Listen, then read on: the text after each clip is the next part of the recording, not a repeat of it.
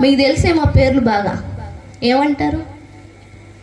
నీతి తప్పారు అంటారు. దేవుడికి కూడా అదే. దేవుడు మనల్ని దీవించాలి అంటే, ఒక స్థితిని, ఒక స్థాయిని, ఒక పిలుపును ఇవ్వాలి అంటే మనకేముండాలా? నీతి. ఏ గుంపులో ఉన్నాం మనం? అదవుతుందా?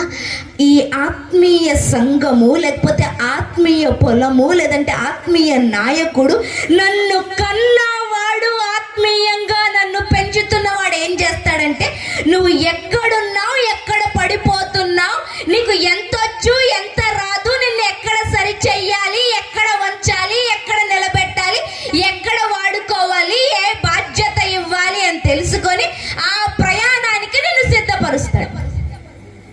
అర్థమవుతుందా?